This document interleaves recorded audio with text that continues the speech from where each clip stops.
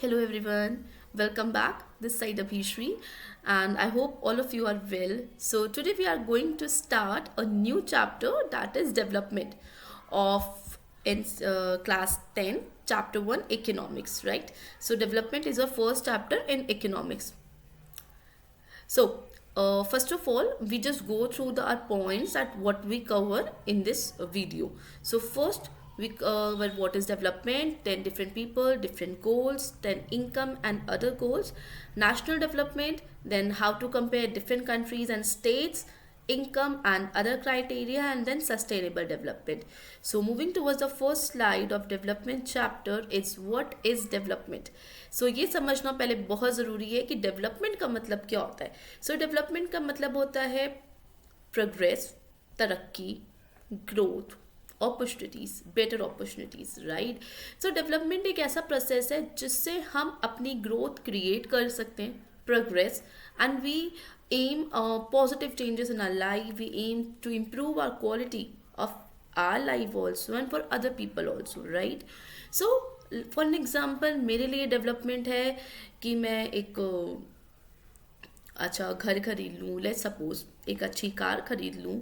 So that is my development goals. For example, आप लोगों के लिए एक डेवलपमेंट गोल क्या है इस टाइम पे कि आप लोगों के मार्क्स अच्छे आ जाएं. You will get a better admission, best admission in best schools for 11th class. आप लोगों को कॉलेज अच्छा मिले 12th के बाद में. So we have different different goals, right. And that's are development goals कि हमारी डेवलपमेंट क्या है. And this can be changes by people to people also and from time to time also. Let's suppose for a country, there's a development means that growth in GDP, right. So next slide is different people different goals. जो मैंने अभी आप लोगों को बोला कि अलग अलग लोगों के अलग अलग गोल्स होते हैं. So different peoples have different development goals, क्योंकि ना ही किसी पर्सन की सिचुएशन सेम होती है, ना ही कोई पर्सन सेम सेम सिचुएशन के अंदर है या सेम चीज़ें डील कर रहा है. तो different people different goals. And second more point is very important कि कभी कभी ऐसा भी होता है कि जो डेवलपमेंट हमारे लिए है वो डेवलपमेंट दूसरे के लिए ना हो. Sometimes it happens that what we feel ki that it is our development, but might be, may be और मे नॉट बी, वो दूसरे के लिए डेवलपमेंट नहीं है. हमारे लिए डेवलपमेंट है पर दूसरे के लिए हो सकता है कि वो डिस्ट्रक्टिव हो. तो इन दोनों ही पॉइंट्स को हम और फर्दर समझते हैं अपनी नेक्स्ट स्लाइड से.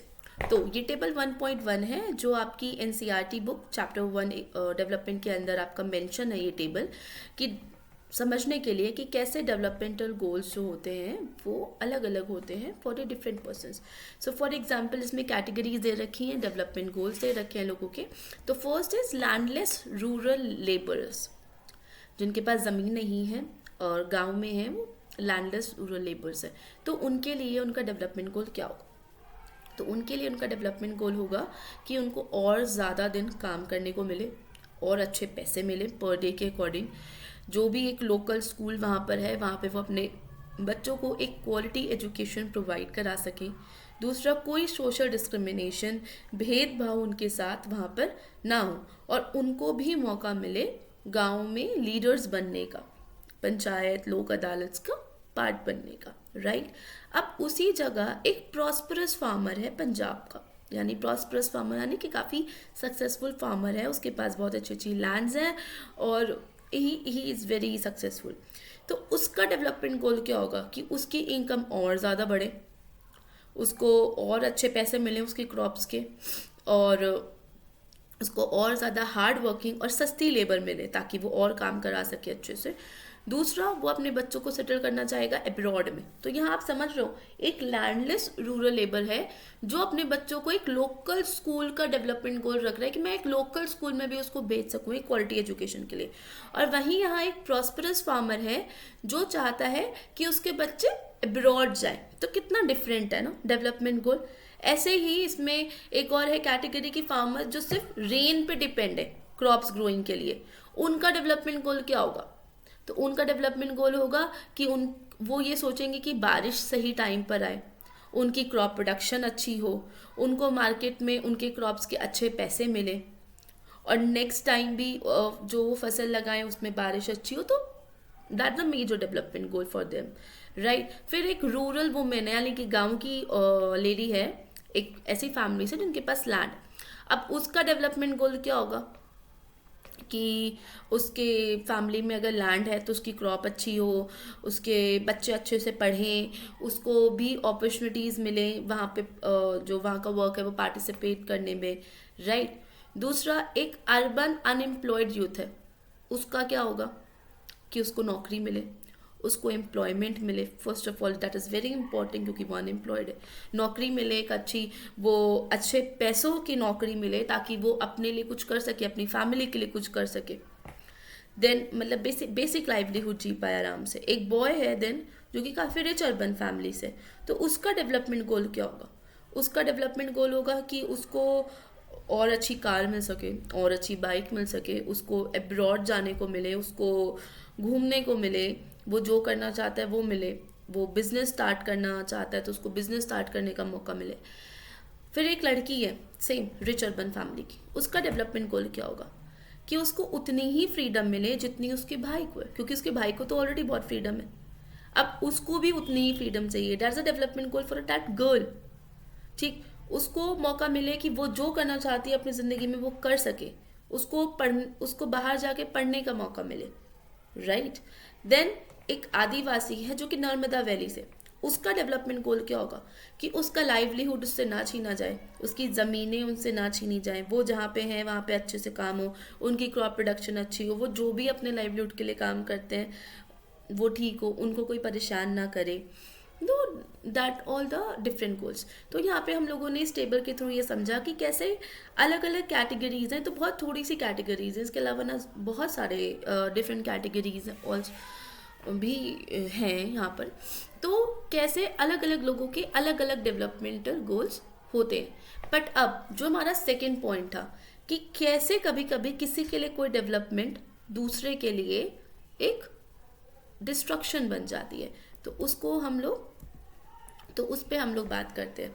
सो लेट्स सपोज कि मेरे लिए डेवलपमेंट है कि मैं एक लेट्स सपोज मेरी कोई एक मल्टीनेशनल कंपनी है या मैं एक बिल्डर हूँ, ठीक है। मुझे एक बिल्डिंग बनानी है, एक मॉल बनाना है, और अगर मैं मॉल बनाऊंगी तो वहाँ पे एम्प्लॉयमेंट जनरेट होगी, वहाँ पे शॉप्स खुलेंगी, लोग आएंगे, बिजनेस होगा, ट्रेड होगा, लोग पैसा इन्वेस्ट करेंगे, देश की ग्रोथ होगी, सबकी ग्रोथ है, राइट, कंट्री की ग्रोथ होगी, हम पैसा देंगे, तो मीन्स टोटल ओवरऑल डेवलपमेंट है। और अगर मैं अपना उस मॉल का प्रोजेक्ट गवर्नमेंट के पास लेके जाऊंगी तो वो भी कहेगी कि हाँ ठीक है, ये तो बहुत अच्छा है और ये देश के डेवलपमेंट के लिए भी अच्छा है, तो वो एक डेवलपमेंट गोल जो है वो एक मेरे लिए भी रहेगा और देश के लिए भी बन जाएगा, और ना जाने कितने लोगों के लिए जिनको उसमें नौकरियां मिलेंगी, राइट। पर जिस ज़मीन पे मुझे वो मॉल बनाना है, उस ज़मीन पर ऑलरेडी बहुत सारे लोग रह रहे हैं जो कि लैंडलेस हैं, लेबरर्स हैं, जो कि किसी न किसी साइड बाय साइड फैक्ट्री में जाके काम करते हैं, डेली वेज वर्कर्स हैं, वो लोग अपने छोटे छोटे घर बना के रह रहे हैं। तो मुझे क्या करना पड़ेगा? उनका वो घर हटवाना पड़ेगा गवर्नमेंट की मदद से, या वहाँ पे लोगों के साथ उनको बोलूँगी कि आप इतने इतने पैसे ले लो और ज़मीनें खाली कर दो। तो उस जगह में जो मेरे लिए डेवलपमेंटल गोल है, या जो मैं गवर्नमेंट को बताऊंगी कि वो आपके लिए डेवलपमेंटल गोल है, वो क्या बन जाएगा? उन लोगों के लिए जो लोग उस ज़मीन पे रह रहे हैं उनके लिए वो डिस्ट्रक्टिव गोल बन जाएगा, क्योंकि उनको अपनी ज़मीनें छोड़नी पड़ेंगी वहाँ से, जो उनके लिए एक डिस्ट्रक्शन का जरिया बन जाएगा। और वो कहाँ जाएंगे बेचारे? वो तो वहीं आसपास काम कर रहे हैं, तो वो कहाँ जाएंगे? उनको तो हम कुछ नहीं दे रहे हैं ना ऐसा कि वो कहीं सेटअप कर दें या उनको लाइवलीहुड का जरिया दे दें कि हाँ चलो ठीक है आप रह लो। सो दैट मीन्स कि जो एक के लिए डेवलपमेंटल गोल है, ज़रूरी नहीं कि वो दूसरे के लिए भी डेवलपमेंटल गोल हो। I think that's get it my point, right? So moving on the next slide and next point, it's income and other goals, right? So income के अलावा अभी हम लोगों ने देखा कि इनकम इज़ वेरी इंपॉर्टेंट गोल, जो कि हम लोगों को पता है कि हाँ इनकम तो चाहिए लोगों को, क्योंकि अगर पैसा नहीं होगा, if we don't have that money, we don't have money, तो हम लोग बाकी चीज़ें खरीद ही नहीं पाएंगे। हर चीज़ में तो आजकल पैसा चाहिए, कुछ भी जाओ पैसा, first important thing is money, right? So but income के अलावा भी लाइफ में बहुत सारे गोल्स होते हैं, क्योंकि बहुत सारी चीज़ें ऐसी हैं जो हम पैसों से नहीं खरीद सकते. Not everything we buy from money, right. जैसे कि इक्वल ट्रीटमेंट, इक्वालिटी नहीं खरीद सकते पैसों से. कितना भी कोई एक लड़का और लड़की अमीर हो जाए, पर जो इक्वालिटी जो उनको समाज में मिलनी है वो पैसों से नहीं मिलेगी. ये थोड़ी ना कहते हैं हम कि लड़की बहुत अमीर है तो चलो उसको बराबरी दे दो लड़कों के, और लड़की अगर अमीर नहीं है तो वो इसको इनइक्वालिटी के साथ ट्रीट करो. ऐसा तो होता नहीं है, ठीक है. तो इक्वल ट्रीटमेंट मनी के बेसिस पे नहीं होता. दूसरा, फ्रीडम, आज़ादी हमें पैसों से नहीं मिलती. अब हमें घर में आज़ादी चाहिए कि हम रात में भी कहीं बाहर आ जा सके, जैसे हमारे भाई लोगों को परमिशन मिलती है for girls and for boys, कि हमें भी फ्रीडम हो कि ठीक है हम भी बाइक लेके घूम सकते हैं ऐसे करके. तो क्या वो फ्रीडम पैसों से मिलती है? आप अपने घर वालों को पैसे दोगे कि मुझे बाहर जाने की आज़ादी दो? नहीं ना. यहाँ हमें देश में आज़ादी मिली अगर ब्रिटिशर से, तो क्या हमें पैसों के बल पे मिली? नहीं मिली, राइट. तो freedom is also which is not buy from money. Then security, security, protection, these things not get, ये सब चीज़ें हमें मनी से नहीं मिल सकती. इसके अलावा रिस्पेक्ट, कि हम अपने पेरेंट्स की रिस्पेक्ट इसलिए करते हैं क्योंकि वो हमें पैसे देते हैं? नहीं, राइट. हम अपने जितने भी एल्डर्स हैं उनकी रिस्पेक्ट करते हैं, अपने कलीग्स की रिस्पेक्ट करते हैं. तो वो इसलिए रिस्पेक्ट करते हैं क्योंकि respect is that feeling, respect is that matters a lot apart from money, apart from income. Income matter करता है बट रिस्पेक्ट उससे ज़्यादा मैटर करती है, राइट. तो ये सब चीज़ें हम लोग मनी से नहीं खरीद सकते. और अगर हम अपने लाइफ में डेवलपमेंट चाहते हैं तो हमारे डेवलपमेंट में सिर्फ एक इनकम नहीं होता, और भी बहुत सारी चीज़ें होती हैं. फॉर एग्जांपल अभी हम लोगों ने जो इसमें ही पढ़ा था कि एक लड़की है, उसको आज़ादी चाहिए जैसी उसके भाई के पास है, राइट. और वो बाहर पढ़ना चाहती है. तो आज़ादी जो चाहिए वो क्या पैसों से मिलेगी? नहीं, पर वो भी उसका डेवलपमेंटल गोल है. यानी कि लोगों के मिक्स होते हैं गोल्स, मिक्स ऑफ गोल्स हैं हम लोगों के. हम लोगों का सिर्फ एक गोल इनकम नहीं है, बल्कि और भी बहुत सारे इंपॉर्टेंट थिंग्स हैं जो हमें लाइफ में चाहिए, and that also we consider in are developmental goals, right. So moving on the next slide, and next topic is national development. National development क्या है? देश की डेवलपमेंट. अभी तक हम लोग अपनी अपनी बात कर रहे थे कि हम लोग के डेवलपमेंटल गोल्स सही हैं, आप लोगों के क्या डेवलपमेंटल गोल्स हैं. इसी बीच मैंने एक बात बोली थी कि कंट्री की डेवलपमेंटल क्या है? GDP growth. ऐसे ही कंट्री की भी डेवलपमेंटल गोल्स अलग अलग होती हैं. पर कभी कभी क्या होता है कि कंट्री की डेवलपमेंट देखते देखते हम लोग काफ़ी कन्फ्लिक्टिंग नोशंस में आ जाते हैं, कन्फ्लिक्टिंग इश्यूज आ जाते हैं. क्योंकि अब देश की डेवलपमेंट कैसे होगी? जब लोगों की डेवलपमेंट होगी. और मैंने आप लोगों को बताया कि कभी कभी क्या होता है कि हम अपनी डेवलपमेंट करते करते दूसरों के लिए डिस्ट्रक्शन कर देते हैं, या एक के लिए वो डेवलपमेंट है, दूसरे के लिए वो डिस्ट्रक्शन है. तो जब हम सबकी डेवलपमेंट मिल के एक देश की डेवलपमेंट बनती है, वो एक कंट्री की डेवलपमेंटल गोल बनता है, तो उसी में ही जो दूसरों के लिए डिस्ट्रक्शन हो रहा है वो, और एक के लिए जो डेवलपमेंट हो रहा है वो, दोनों ही एक कन्फ्लिक्ट भी खड़ा कर सकते हैं देश के डेवलपमेंट के आगे. सो उसी को देखते हुए एक एग्जाम्पल है जो कि आपके एनसीईआरटी बुक में चैप्टर में गिवन है ऑलरेडी, इसी को हम लोग समझते हैं. तो ये एक पिक्चर है जिसमें एक स्लम दिख रही है और एक बहुत बड़ी सी बिल्डिंग दिख रही है, राइट. तो ये जो है ये एक अबिदजान सिटी है आइवरी कोस्ट में, अफ्रीका के अंदर. उसके बारे में यहाँ पे क्या हुआ है कि एक वेसल ने 500 tons of liquid toxic waste open air dump city, मतलब डंप कर दिया है सी के आसपास, ठीक है. और इसके जो फ्यूम्स होते हैं, जो टॉक्सिक वेस्ट होगा, उसका जो धुआं होगा, जो फ्यूम्स होगा, वो बहुत ज़्यादा टॉक्सिक होगा, राइट. जिसकी वजह से nausea, skin rashes, fainting, diarrhoea और न जाने कितनी चीज़ें हो रही हैं. और कुछ महीनों बाद 7 लोग यहाँ पे मर जाते हैं, 20 हॉस्पिटल में हो जाते हैं, और 26,000 लोगों को सिम्टम्स आते हैं पॉइजनिंग के, ठीक. अब एक मल्टीनेशनल कंपनी है जो कि पेट्रोलियम एंड मेटल्स के साथ में डील कर रही है, और उसने इस आइवरी कोस्ट की एक लोकल कंपनी को ये कॉन्ट्रैक्ट दिया था कि आप हमसे टॉक्सिक वेस्ट लो और जाके इसको फ्रॉम ए शिप और जाके इसको डिस्पोज कर दो.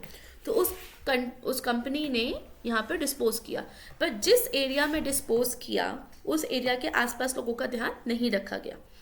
तो अब आपको क्या लग रहा है इसको पढ़ के समझ के कि एक जो कंपनी है उसके लिए डेवलपमेंट हो रहा है क्योंकि उसका टॉक्सिक वेस्ट जो है वो तो डिस्पोज हो रहा है, पर जो वहाँ के जो रहने वाले लोग हैं उनके लिए वो चीज़ एक डिस्ट्रक्शन बन रही है, उनके लिए it's so harmful, it's very harmful कि लोग मर रहे हैं, लोगों को पॉइजनिंग के सिम्टम्स हो रहे हैं, राइट।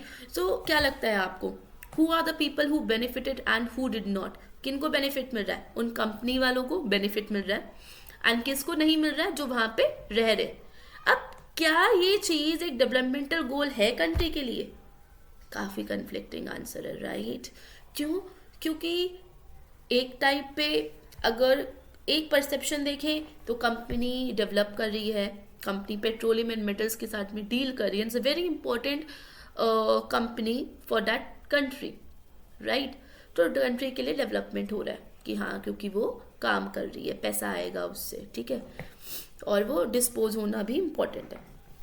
पर एक साइड पे उस कंट्री के लिए वो डिस्ट्रक्शन है। क्यों? क्योंकि उसी कंट्री के लोग जो हैं वो मर रहे हैं, उन्हीं कंट्री के लोगों में सिम्टम्स आ रहे हैं पॉइजनिंग के, सो that is destructive also. So this is very conflicting issue. तो ऐसे ही बहुत सारे कन्फ्लिक्टिंग इश्यूज कंट्री की डेवलपमेंट के आगे आ जाते हैं इसी वजह से, क्योंकि हर इंसान के डेवलपमेंटल गोल्स अलग अलग होते हैं। But after and all country deal करती है इन सबसे और सॉर्ट करती है सारे इश्यूज़ कि क्या कर सकते हैं क्या नहीं कर सकते।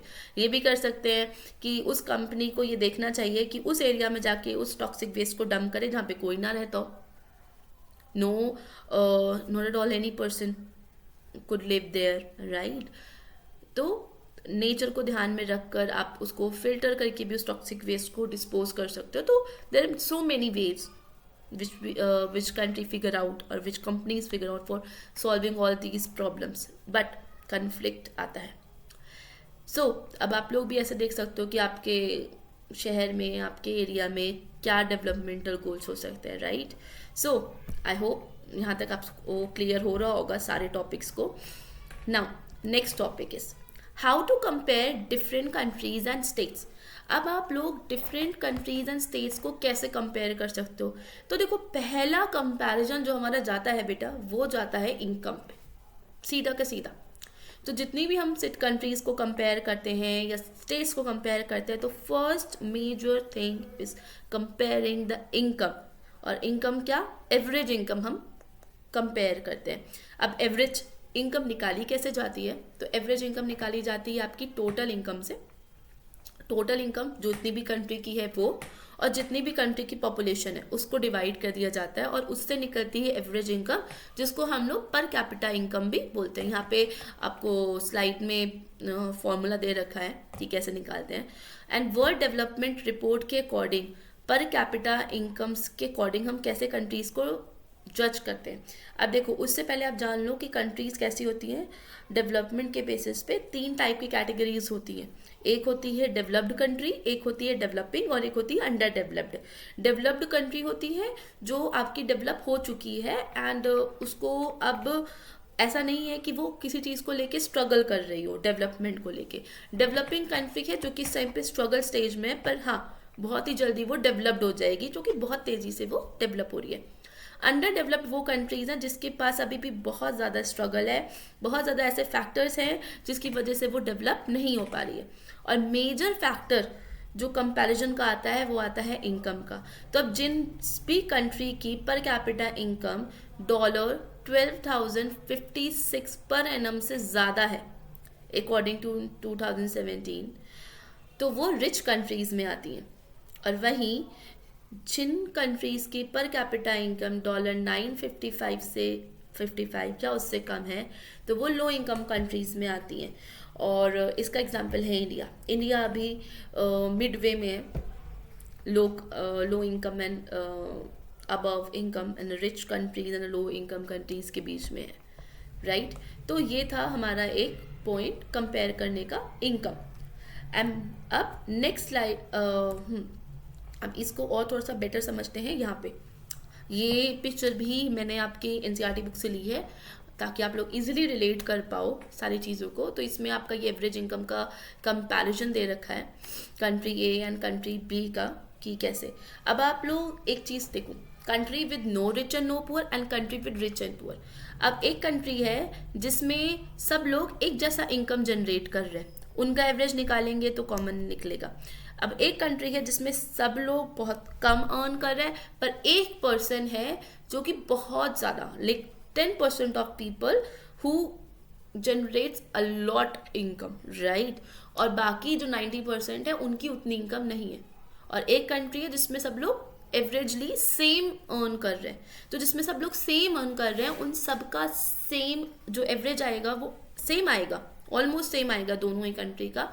पर जो कंट्री ए है उसमें फ़ायदा क्या है कि उसमें हर एक person normal average income earn कर रहा है, जिसकी वजह से हर एक पर्सन का डेवलप हो रहा है, वो उससे वो कंट्री डेवलप हो रही है, वो अपने लाइफस्टाइल को, अपनी लाइफ की क्वालिटी को मेंटेन कर पा रहे हैं। पर कंट्री बी के अंदर सिर्फ जो 5th पर्सन है वो ही अच्छे से अपनी लाइफ को इम्प्रूव कर पाएगा, अपनी लाइफ की क्वालिटी को इम्प्रूव कर पाएगा, डेवलप हो पाएगा। बाकी के जो 4 हैं वो डेवलप नहीं हो पाएंगे क्योंकि उनकी तो उतनी इनकम है ही नहीं, राइट। बट स्टिल दोनों कंट्री की एवरेज इनकम सेम आएगी। तो that's the situation of country with no rich and no poor, जिसमें कोई भी रिच नहीं है, कोई भी पुअर नहीं है, सब इक्वल कमा रहे हैं, सब इक्वली डेवलप हो रहे हैं, कंट्री भी डेवलप हो रही है and country is more prosperous, कोई पॉवर्टी नहीं है। बट वो कंट्री जिसमें रिच एंड पुअर है, उसमें रिच और रिच हो रहा है क्योंकि वो ज़्यादा इनकम जनरेट कर रहा है और वो अपनी लाइफ की क्वालिटी को भी इम्प्रूव कर पा रहा है। पर जिसमें जो लोग नहीं इतना अर्न कर रहे हैं, उन लोगों को ना ही इक्वल अपॉर्चुनिटीज़ मिल रही हैं, ना ही वो लोग अपनी लाइफ को इम्प्रूव कर पा रहे हैं, और उस कंट्री के अंदर पॉवर्टी बढ़ेगी और वो कंट्री जल्दी प्रॉस्परस भी नहीं हो पाएगी, right. I hope all of you this clear about this average income case, right? Now income and other criteria. अब हम अपनी कंट्री और अपने स्टेट को इनकम के अलावा और किस क्राइटेरिया से कंपेयर कर सकते हैं। तो जब हम लोग बात करते हैं देश की, तो देश में या किसी भी स्टेट की, तो एवरेज इनकम, पर एवरेज इनकम के बाद जो एक मेजर फैक्टर आता है that is a public facilities. Public facilities में आती है आपकी कि गवर्नमेंट अपने सिटीजन्स को क्या दे रही है, किस टाइप की सर्विसेज दे रही है, जैसे कि infrastructure, sanitation, public transport, health care and water. These are also very important factors through which we compare any country और any state, that is the public facilities. क्योंकि पब्लिक फैसिलिटीज से पता चलता है कि कितनी पॉपुलेशन को कितनी सर्विसेज मिल रही हैं, पॉपुलेशन कितनी हेल्दी है, उनके health sector and education sector के लिए कितना काम किया जा रहा है, right. And moving on the next slide, ये मैंने आपकी एनसीईआरटी बुक से टेबल्स ली हैं, 3 टेबल्स है, 1.3, 1.4 एंड 1.6, समझने के लिए कि इनकम के अलावा और कौन कौन से क्राइटेरिया से आप कंपेयर कर सकते हो। सो फर्स्ट हम टेबल 1.3 देखते हैं, जिसमें हमने पर कैपिटा इनकम के बेसिस पे 3 स्टेट्स को कंपेयर किया हुआ है, आपका हरियाणा, केरला एंड बिहार को। अब पर कैपिटा इनकम 2018 एंड 19 के अकॉर्डिंग हरियाणा की इनकम थी 2,36,147 रुपीज़, केरला की थी 2,04,105, बिहार की थी 40,982। तो इनकम के बेसिस पर अगर हम लोग देखें तो Haryana is the top most, then Kerala and then Bihar, right. And moving towards the 1.4 table, अब यहाँ पे इनकम के अलावा कुछ फैक्टर्स को कंपेयर किया गया है जो आपकी पब्लिक फैसिलिटीज से ही इमर्ज हुए, जैसे कि इन्फेंट मोर्टालिटी रेट।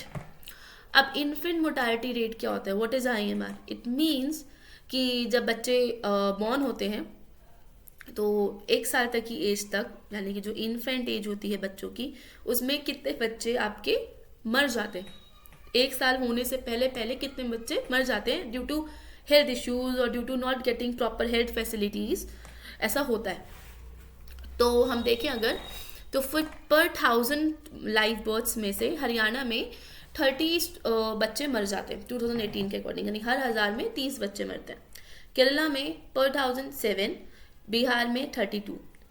इसके अकॉर्डिंग देखें तो कौन ज़्यादा है, बिहार ज़्यादा है, देन हरियाणा, देन केरला। तो हम इन्फेंट मोर्टालिटी रेट के अकॉर्डिंग देखें तो केरला इज़ बेस्ट, राइट। अब लिटरेसी रेट देखते हैं, what is literacy? See literacy and education में डिफरेंट होता है बेटा।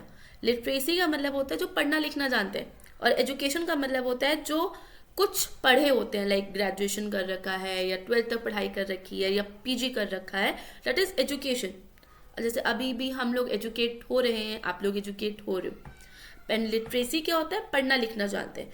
तो अगर हम सिर्फ लिटरेसी रेट की बात करें, जितने लोग पढ़ना लिखना जानते हैं, तो 2017 एंड 18 के अकॉर्डिंग अगर हम लोग देखें तो हरियाणा में 82%, केरला में 94 एंड बिहार में 62। सबसे कम किसका है, बिहार का। सबसे उससे ज़्यादा हरियाणा एंड उससे ज़्यादा केरला, राइट। सो इसमें भी केरला जो है वो रेस में आगे है। अब देखते हैं नेट अटेंडेंस रेशियो पर 100 पर्सन्स सेकेंडरी स्टेट, यानी 14 to 15 ईयर्स तक कितने बच्चे स्कूल जाते हैं, उनका अटेंडेंस रेशियो क्या है पर हर 100 बच्चों में। ये भी 2017 एंड 18 के रिपोर्ट्स के अकॉर्डिंग है। तो हरियाणा में हर 100 में से 61 स्टूडेंट्स स्कूल जाते हैं 14 to 15 ईयर्स तक की एज वाले। केरला में 83, बिहार में 43, सबसे कम बिहार, उससे ज़्यादा हरियाणा और उससे ज़्यादा केरला ऑफ कोर्स। सो केरला इसमें भी रेस में आ गया। तो अब इससे आपको क्या समझ आता है कि पर कैपिटा इनकम में तो हरियाणा आगे था, ठीक है, but infant mortality rate, literacy rate and net attendance ratio के अकॉर्डिंग कौन आ गया, केरला आ गया, राइट। इट मीन्स कि which state is more developed, Haryana, Kerala and Bihar. I guess everyone choose Kerala, right, क्योंकि केरला की इनकम भी ठीक है। इसके अलावा infant mortality rate, literacy rate, net attendance ratio, everything is good. That mean कि वहाँ के लोग अवेयर भी हैं, वहाँ के लोग अपनी लाइफ एक क्वालिटी लाइफ जी रहे हैं। Second very most important thing कि वहाँ के स्टेट में पब्लिक फैसिलिटीज़ भी अच्छी हैं, तभी उनकी health and education both are growing, right. Then 1.6 में आते हैं, यहाँ तो हमने स्टेट को कंपेयर किया, अब हम ज़रा इंडिया को कंपेयर करते हैं उसके नेबरिंग कंट्रीज़ के साथ 2019 के रिपोर्ट के अकॉर्डिंग। तो यहाँ पे कुछ कंट्रीज़ हैं जैसे कि श्रीलंका, इंडिया, म्यांमार, पाकिस्तान, नेपाल, बांग्लादेश। और मेजर करने के तरीके में, मेजर करने की कैटेगरीज में सबसे पहले आता है हमारा GNI, यानी कि ग्रॉस नेशनल इनकम, ओके। अब ग्रॉस नेशनल इनकम के अकॉर्डिंग हम लोग देखें 2011 के अकॉर्डिंग है ये, आई गेस, राइट। तो इसमें श्रीलंका का है 12,707, इंडिया का 6,681, म्यांमार का 4,961, पाकिस्तान का 5,005, नेपाल का 3,457 एंड बांग्लादेश का 4,976, राइट। तो इसमें अगर हम लोग देखें तो इंडिया का सबसे ज़्यादा है, बस श्रीलंका से कम है। श्रीलंका से कम है इंडिया, बाकी सबसे आगे। अब लाइफ एक्सपेक्टेंसी देखते हैं। अब लाइफ एक्सपेक्टेंसी क्या है, अच्छा ये जो आपका ग्रॉस नेशनल इनकम था ये पर कैपिटा इनकम था, राइट, पता क्लियर कर देती हूँ। लाइफ एक्सपेक्टेंसी एट बर्थ क्या है, व्हाट इज लाइफ एक्सपेक्टेंसी, कि एवरेजली कितने लोग कितने साल तक जीते, that is life expectancy, right, कि उनकी एक एवरेज लेंथ ऑफ लाइफ क्या होती है। तो श्रीलंका में है 77 ईयर्स, इंडिया में है 69 ईयर्स 7 मंथ्स, म्यांमार में है 67 ईयर्स 1 मंथ, पाकिस्तान में है 67 ईयर्स 3 मंथ्स, नेपाल में है 70 ईयर्स 8 मंथ्स, बांग्लादेश में 72 ईयर्स 6 मंथ्स। तो इसके अकॉर्डिंग हम लोग अगर देखें तो इंडिया की लाइफ एक्सपेक्टेंसी ज़्यादा है सिर्फ म्यांमार एंड पाकिस्तान से। इसके अलावा नेपाल, बांग्लादेश और श्रीलंका के अकॉर्डिंग देखें तो लाइफ एक्सपेक्टेंसी इंडिया की कम है। अब बात करते हैं years of schooling of people age 25 and above, कि 25 या 25 साल से ऊपर कितने लोग हैं जिन्होंने अपनी स्कूलिंग जो है वो की होती है, मीन ईयर्स ऑफ स्कूलिंग। तो श्रीलंका में 10.6, इंडिया में 6.5, म्यांमार में 5.0, आपका पाकिस्तान में 5.2, नेपाल में 5.0, बांग्लादेश में 6.2। तो इसके अकॉर्डिंग देखें तो इंडिया सबसे आगे है, पर श्रीलंका से कम है स्कूलिंग के मामले में। आप देखते हैं HDI rank. What is HDI? HDI is human development index. Human development index में टोटल अभी तक आपकी 189 कंट्रीज हैं, टोटल 189 कंट्रीज हैं जो रजिस्टर्ड हैं for that human development index report. पूरी वर्ल्ड में बनती है ये आपकी हर कंट्री की। और इसमें क्या होता है, इसमें हम पूरा देखते हैं, income, education and health, specially education and health को इसमें बहुत मैटर करते हैं, और इसको मर्ज करके हम देखते हैं कि हमारी HDI रिपोर्ट क्या बनती है। तो श्रीलंका की रैंक है HDI रिपोर्ट के अंदर, जिसमें health, education and income everything is included. तो श्रीलंका में है 73, ओके 73 रैंक है 189 में से। इंडिया की है 130, म्यांमार की 148, पाकिस्तान की 154, नेपाल की 143, बांग्लादेश की 134। दैट मीन्स कि सबसे आगे इंडिया, बट अभी अपनी नेबरिंग कंट्रीज है, पर श्रीलंका से थोड़ा सा पीछे है, जो कि श्रीलंका की काफ़ी अच्छी रैंक है, 73 रैंक है 189 में, एंड इंडिया की है 130। बट इसका मतलब कि इंडिया में जो पब्लिक फैसिलिटीज़ हैं वो श्रीलंका से भी थोड़ी सी कम है आई गेस, तभी HDI रैंक इतनी अच्छी नहीं आई है, और पॉपुलेशन भी ज़्यादा है इंडिया की, तो ऑफकोर्स। दूसरा, पर बाकी नेबरिंग कंट्री से इंडिया की HDI रैंक बहुत अच्छी है, 130 है। दैट मीन्स कि बाकी नेबरिंग कंट्रीज से जो इंडिया के अंदर पब्लिक फैसिलिटीज़ जो गवर्नमेंट प्रोवाइड करती है वो अच्छी है, वो ज़्यादा बेटर है। एंड ये डेटा आपका 2019 के अकॉर्डिंग है अभी तक, okay. So I guess all of you just understand for comparing cities and comparing states and countries, right? So moving on the next slide, and this is the last topic also, sustainable development. So अभी तक आप लोगों को I hope clear हो गया होगा सब कुछ। अब नेक्स्ट टॉपिक पे मूव करते हैं, जो कि है हमारा सस्टेनेबल डेवलपमेंट। सो सबसे पहले हम सस्टेनेबल डेवलपमेंट से भी पहले हम एक कोट पढ़ते हैं, जो कि मैंने आपके लिए स्लाइड में डाला है, ये आपकी NCERT बुक से ही लिया है मैंने।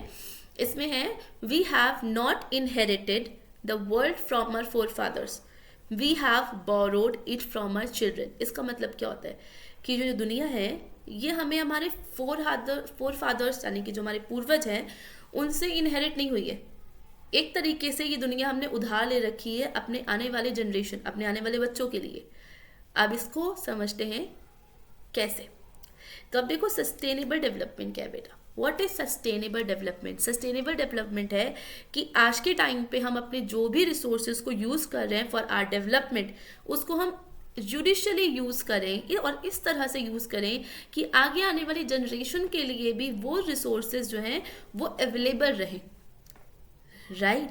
और यही इसमें बता रखा है कि दुनिया तो हमें मिली नहीं है, ये दुनिया हमने अभी बोरो कर रखी है, क्योंकि हमें ये ध्यान रखना चाहिए कि आने वाले बच्चे, आने वाली जनरेशन जो है उनको क्या मिलेगा।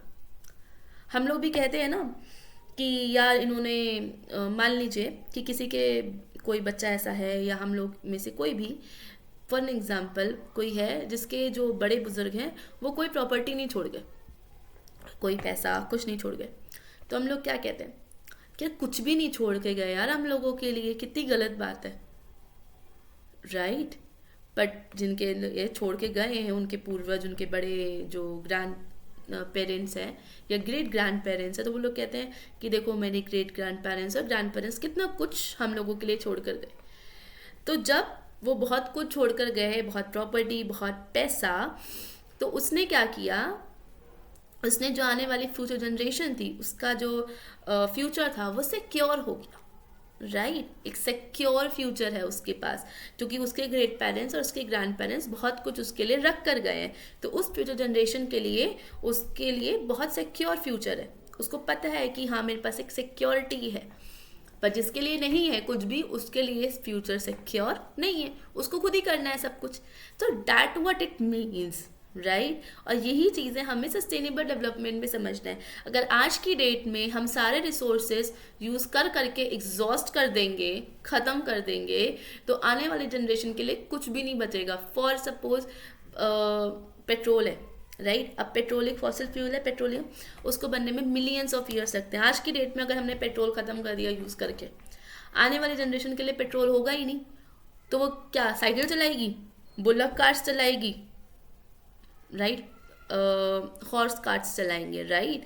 तो अगर वो ऐसा उनको साइकिल चलाना पड़ जाए और उनको पता चले कि हम लोगों ने ख़त्म कर दिया पेट्रोल यूज़ कर करके, कितना सुनाएगी हम लोगों को ना, कहेगी कि पेट्रोल नहीं बचा सकते थे, ख़त्म कर दिया, कहाँ से कहाँ पहुँचा देंगे। हम लोग कितने डेवलप हैं और हम लोग उनकी डेवलपमेंट ही उनसे छीन लेंगे, टेक्नोलॉजी ही छीन लेंगे।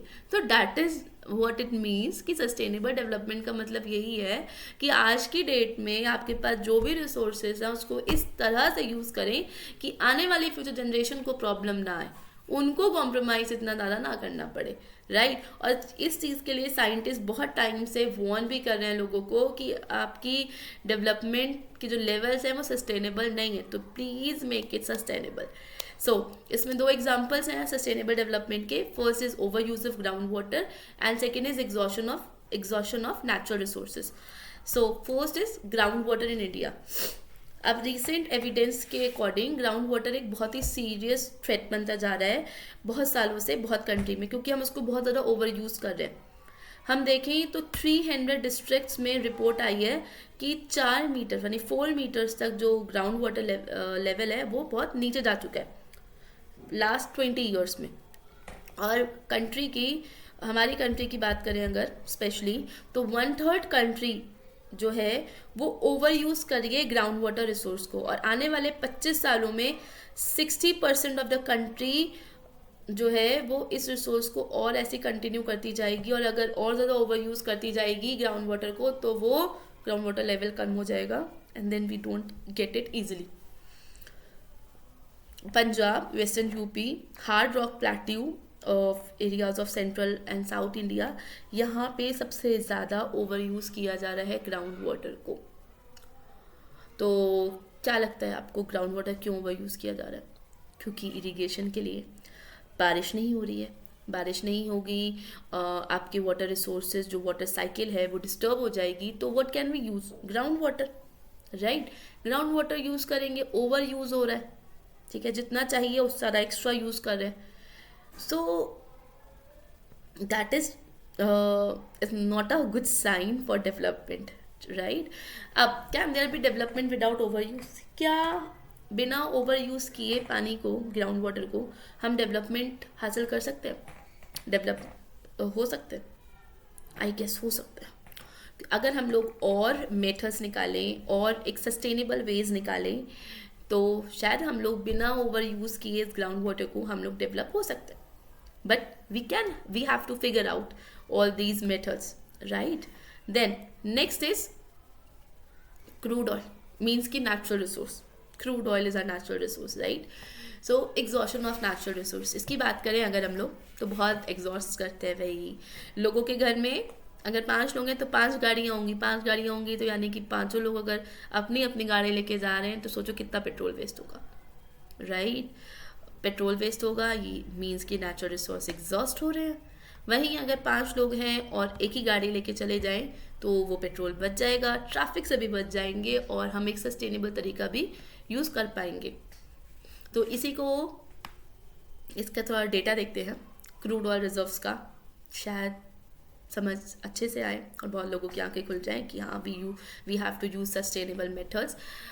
तो कंट्री देखते हैं middle east, then USA, then world, right. तो रिजर्व्स देखते हैं 2017 में 1000 मिलियन बैरल्स के अकॉर्डिंग। तो मिडल ईस्ट में है 808, अमेरिका में है 50 और पूरी दुनिया में है 1697 रिजर्व्स। अब ये रिजर्व्स जहाँ से क्रूड ऑयल एक्सट्रैक्ट हो रहा है, हमें अभी मिल रहा है, ये कितने सालों तक ये रिजर्व्स रहने वाले हैं? कितने सालों में ये रिजर्व्स ख़त्म हो जाएंगे? तो ये ख़त्म हो जाएंगे 808 वाले 70 साल में, यानी कि मिडल ईस्ट के जो रिजर्व्स हैं मोस्ट प्रोबेबली नेक्स्ट 70 ईयर्स तक ख़त्म हो जाने वाले हैं। देन अमेरिका के 10.5 ईयर्स एंड पूरी वर्ल्ड के 50.2 years apart from middle east and America, यानी कि मोटा मोटा next 70 to 80 years, in 70 years उससे भी कम ही हो जाएगा। हमारे जो रिजर्व्स हैं, जो मेजर रिजर्व्स हैं, वो ख़त्म हो जाएंगे, यानी कि वहाँ से एक्सट्रैक्शन ख़त्म हो जाएगा। अगर वहाँ से ख़त्म हो गया फिर क्या करेंगे हम लोग? This is a major question, तब क्या करेंगे? तो इसी चीज़ के लिए जितनी भी डिफरेंट कंट्रीज़ हैं, वर्ल्ड है, ये सब बोल रहे हैं एंड इस चीज़ को लेके अवेयर भी कर रहे हैं लोगों को कि use sustainable methods, use sustainable resource of energy for utilization of that, okay. और दूसरा, और भी बहुत सारे ऑल्टरनेटिव तरीके निकाले जा रहे हैं कि कैसे हम लोग क्रूड जो नेचुरल रिसोर्सेज हैं उनको रिजर्व करके रख सकें, और भी ऑल्टरनेटिव तरीके हों जिनसे हम एनर्जी को प्रोड्यूस कर सकें। और इसी में एक एग्जांपल है, लेट्स सपोज सोलर एनर्जी। अगर हमारे घर इलेक्ट्रिसिटी आती है, we use hydro power and all this thing. अब सोलर एनर्जी क्या है, एक काफ़ी सस्टेनेबल तरीका है, नेचुरल रिसोर्स है, रीन्यूएबल है और नॉन एग्जॉस्टेबल है। Very benefited point of the solar energy कि रिन्यूएबल है, नॉन एग्जॉस्टेबल है, राइट? क्यों? क्योंकि सनलाइट तो हमें हमें मिल रही है, डेली मिल रही है। तो अगर हम लोग सोलर एनर्जी का प्लांट लगा दें तो हम लोगों को क्या मिलेगा? सोलर एनर्जी से हम लोग इलेक्ट्रिसिटी जनरेट कर देंगे, हमारे घर में लाइट रहेगी, राइट? तो that will be get benefit. और जो जो ऐसे लोग हैं जिनको लाइट नहीं मिल पा रही है इलेक्ट्रिसिटी, उनको इलेक्ट्रिसिटी मिल पाएगी, हम लोग जुडिशली इलेक्ट्रिसिटी को यूज़ कर पाएंगे।